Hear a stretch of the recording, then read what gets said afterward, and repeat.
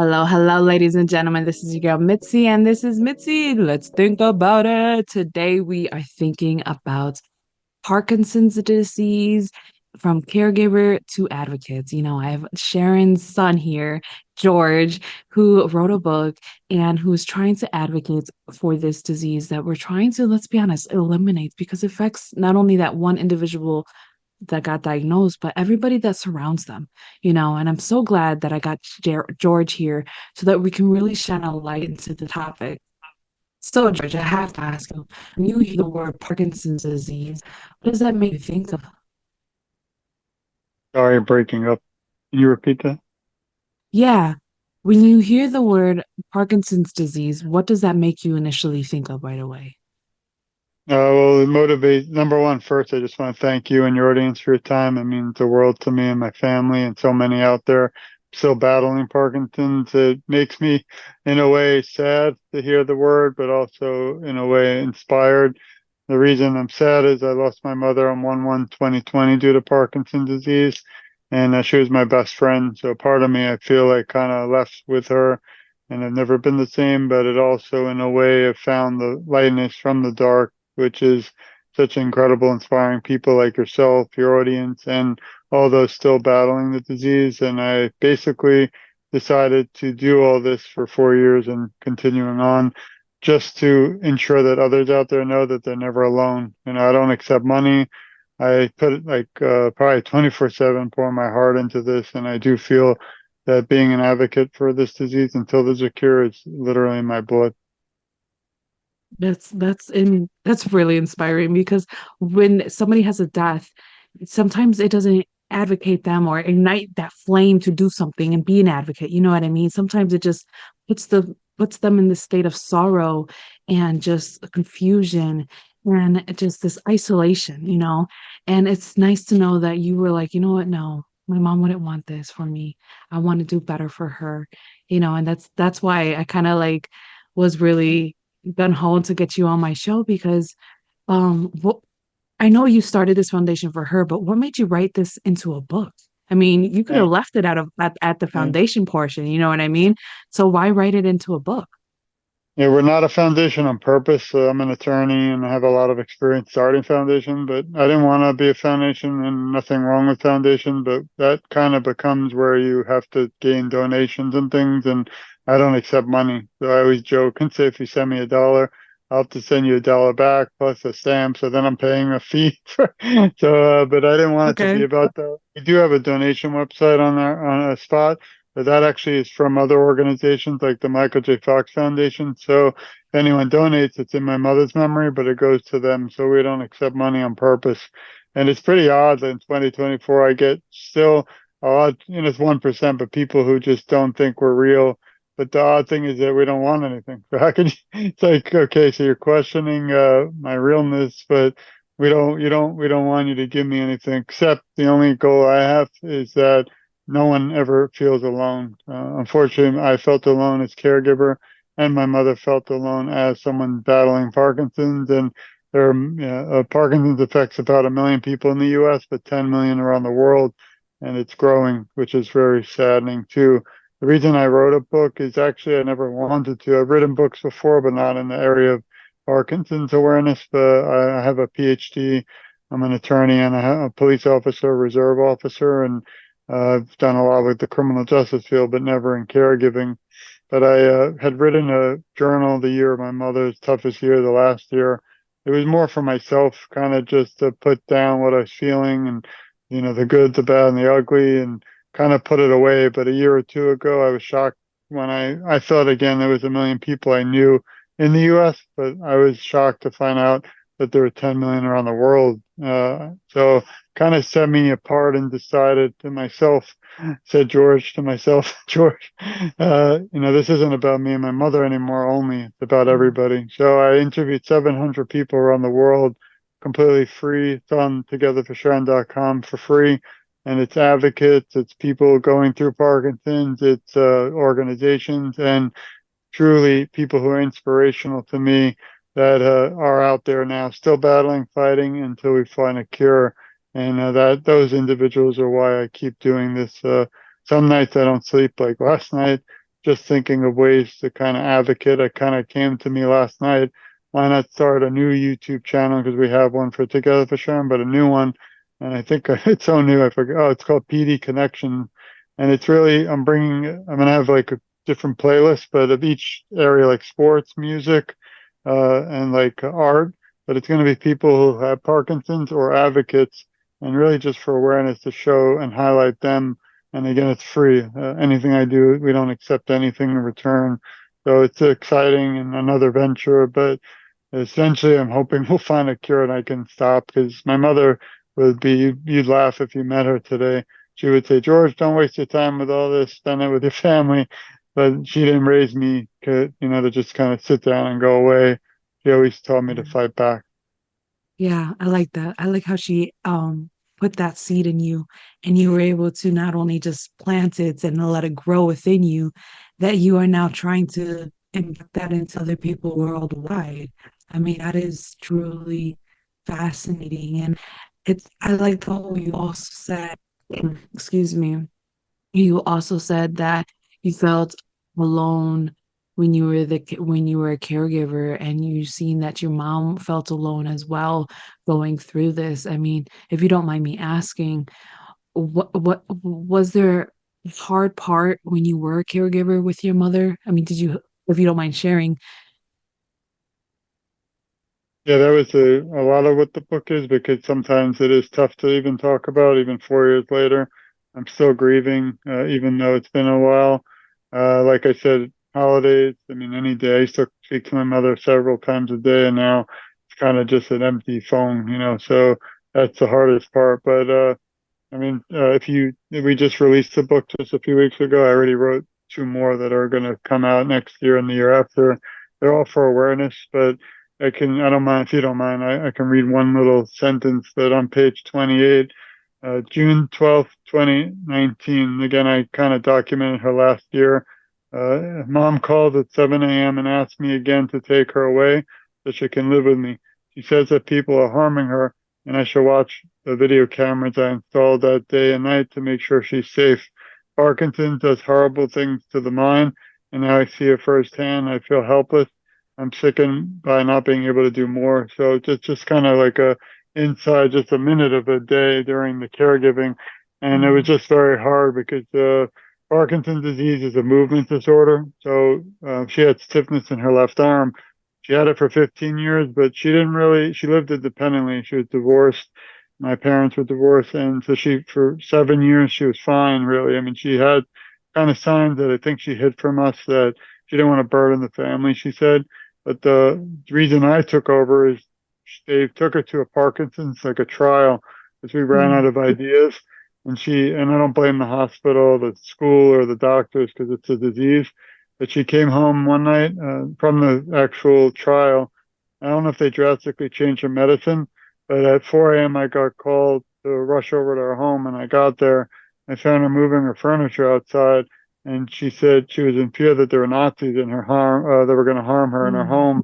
That's when I learned about delusions and hallucinations, and I think they're unfortunately part of the disease from the medications, or she had late onset dementia. So that was like shocking. And that's when I realized, I've never seen this before with anyone, even in my training, but I knew that she needed me by her side.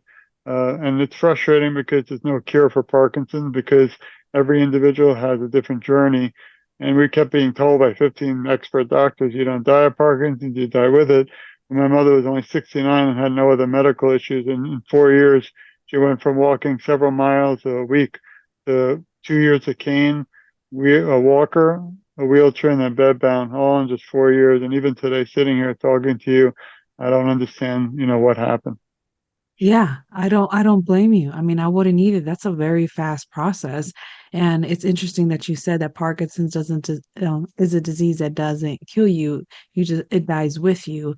And my first interaction with somebody with Parkinson's was actually when I was a CNA at an assisted living, and one of my patients had dementia and Alzheimer's because that was the unit that I was focusing on. And he also had Parkinson's, and he was such a light, you know what I mean? He still kept his energy, he was still there. And it wasn't until the dementia caught up with him, that the delusions got worse, his hand gestures got worse, like he couldn't really control himself as much, and it was hard to see him go. And just thinking about it chokes me up, you know what I mean? Because when you're there experiencing and just dealing with someone in your day to day, I mean, how can you not have that emotional attachment to someone? You know what I mean? So I know exactly what you mean. It's really hard to just see something take over someone that you just care about, you know?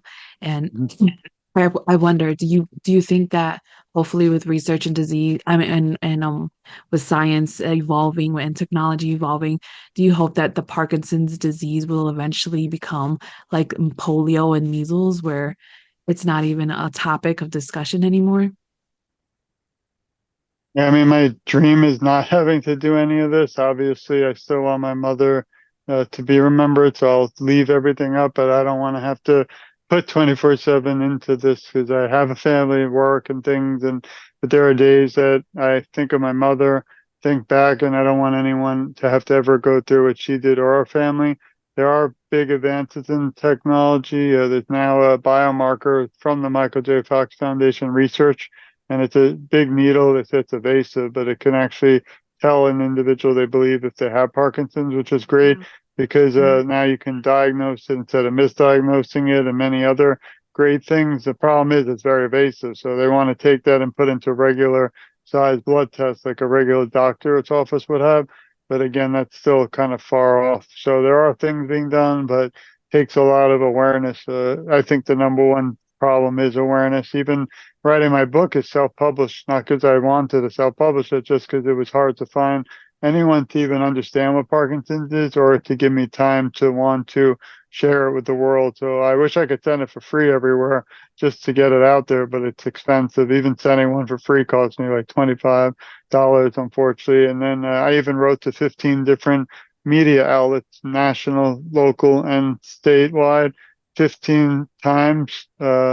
Three separate occasions last year, even for April, which was Parkinson's Disease Awareness Month, and mm. no one even responded. So it's kind of like it's not even you're just battling Parkinson, you're also battling the world. And the sad Yeah, news is in our political climate, it's so crazy, but because they actually talked about Parkinson's and the president, I'm not here to talk about whether he has it or not, but at least it's in the national conversation.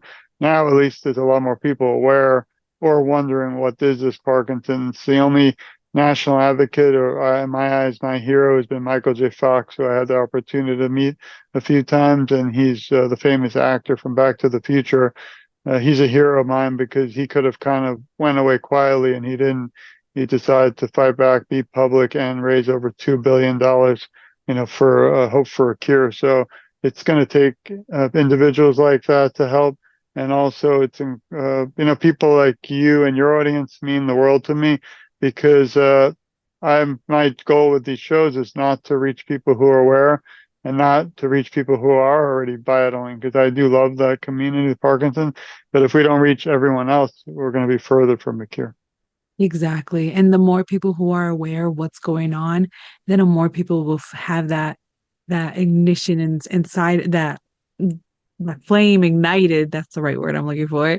To actually try to solve something and to do something because when people realize that it's a bigger issue than some small rare disease that only hits 1% of the population, that is different compared to when it's a grand total over billions and millions of people worldwide, not just in the United States.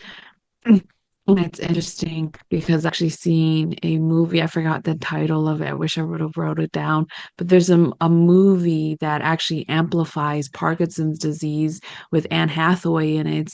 And she actually has Parkinson's disease and she doesn't have health insurance and she has to pay everything out of pocket. And it just goes through her experience with it. And it's such a touching movie. Oh my goodness, it's a beautiful movie. And You have to send me the name. yeah, I'm gonna have to You Google have it to send me after the the name of. conversation and send to you most definitely and put it in notes of this conversation too, because it is a really, really good movie. I seen it years ago and it just came back to my mind now. Man, I should have done it. Sorry about that. No. Anyways, move Okay. on. Let's move forward. I have to ask you, if you could tell your younger self anything, what would you tell your younger self if you could? The one thing I do regret, because I don't have many regrets, is I wish and back then we didn't have this technology. I wish I had a podcast with my mother about just life, not about nothing about Parkinson's, just stories and tales and childhood memories. Because now I have some pictures, and thankfully my aunt is still with us, but there's so many questions I have. Even writing the book had a lot of history of my mother, but doesn't clear up a lot of the questions that I still have. And now I have my own show. It's really just about Parkinson. So, but the shows and the interviews are memories that my kids might be able to, take someday in the future. I just think everybody should have, their own little private show, even just to remember. I mean, I would dream right now to share funny stories to see my mother laugh. And that's really, I thought about that question for about a few years now. And I have no regrets on, what we tried to do for her and what we did do because there's nothing left. But I wish we had this technology back then. It's so simple today. Everybody's got a show almost, but that's the one thing I can't do or bring back. And even if we had it, I don't think I would have been able to do it, because we didn't have the technology again. But that would have been one beautiful thing to have today. So I would have told my younger self to get on with a show and get some learn it in the past.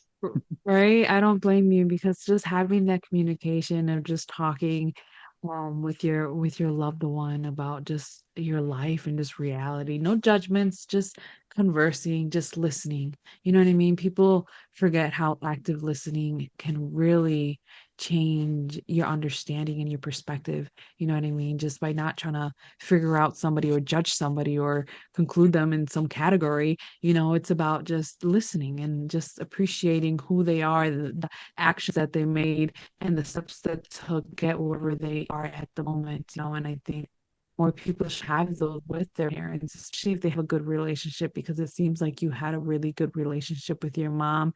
I'm working on my relationship with my mom, and I'm very grateful that I still have the opportunity to do so, because once her time is gone, well, then there goes my time with her. So I absolutely understand why this lays heavy in your heart, because nobody wants to lose that person that brought them into this world.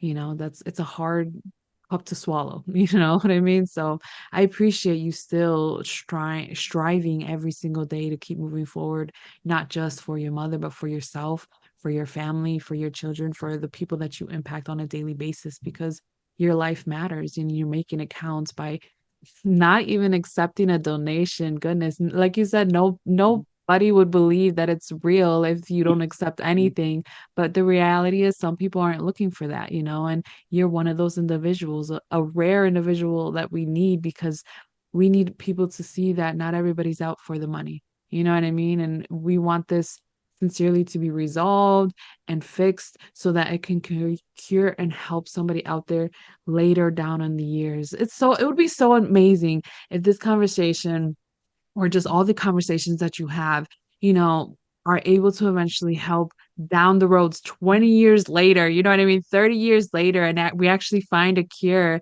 And 50 years later is the first person to be cured, or you know what I mean? It'll be beautiful, because this is a stepping stone. Michael J. Fox Foundation, that's a stepping stone. All of these people that are striving for this change, that's what we need more, more people like yourself that have the drive to make a difference. I only think the way to achieve that is by everyone working together, whether, if they're diagnosed or not. I've had interesting, I don't have Parkinson's. I'm no longer a caregiver of someone living with it. But I do feel that there's a world of millions and millions of people who lost someone due to the disease, and often they're not remembered, or even like we started today, you mentioned a lot of people move on. Well, the reason is that they don't think they still have a place to have a voice. So that's one thing actually meant a lot to me. This book release was in memory of my mother, but to everyone today fighting and their families. But I have a follow-up book in a few years I'm going to put out, and that's in memory of all those we've lost in their memory. So that's a big area of conversation. I find in my experience now doing this that often they don't want to hear because, we have a beginning, middle, and end of life, but no one wants to talk.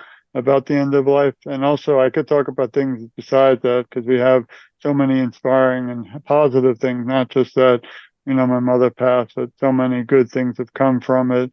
Rather have her back any day, but it's interesting. It's a whole new show, a different day, different show, but how grief and things like that are not really dealt with positive, in my opinion, in the U.S.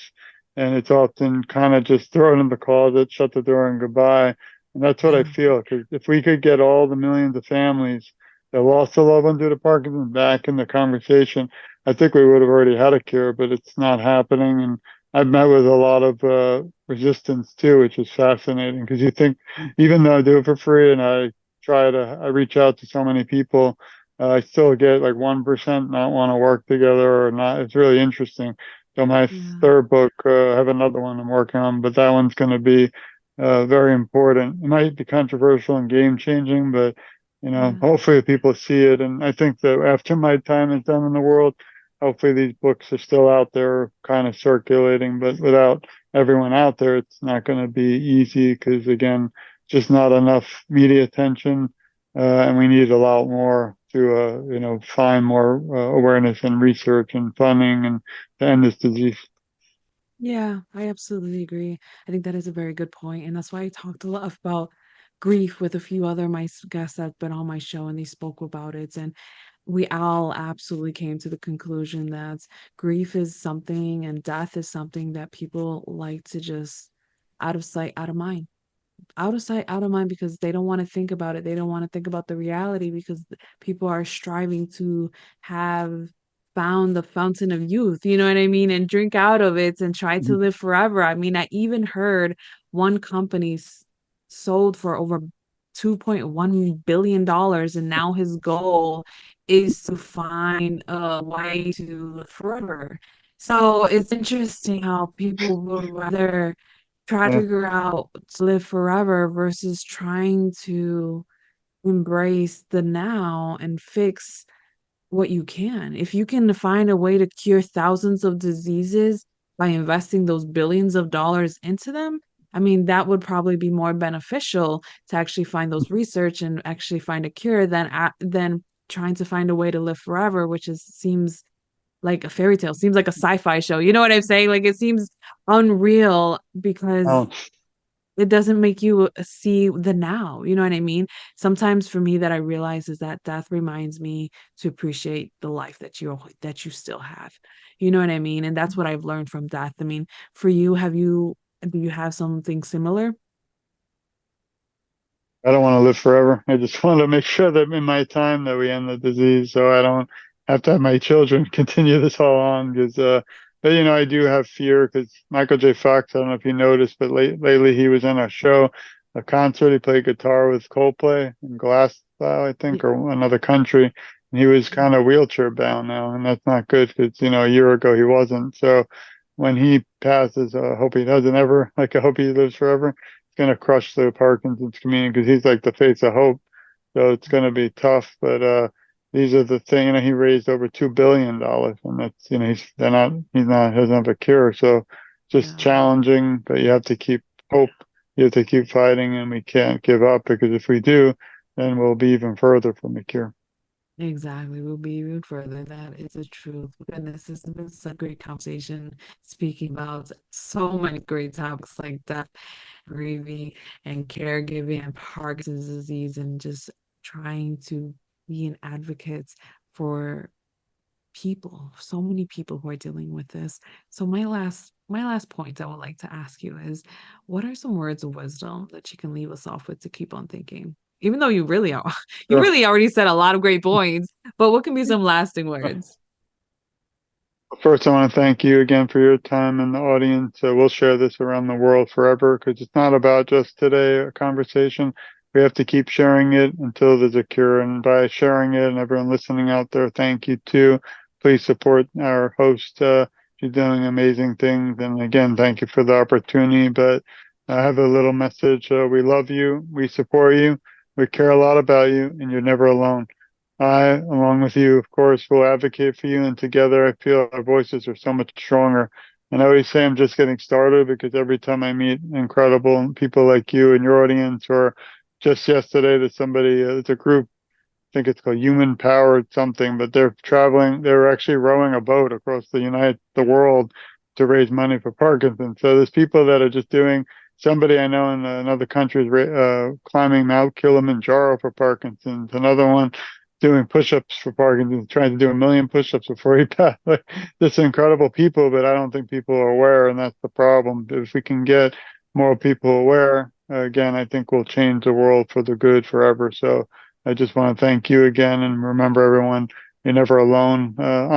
You can reach me at Together for Sharon. If you go to www.togetherforsharon.com, it's just me. So you're going to look at it. People think we're a big organ. We're not. It's just me. You add me on social media. I'm on every single one for some reason.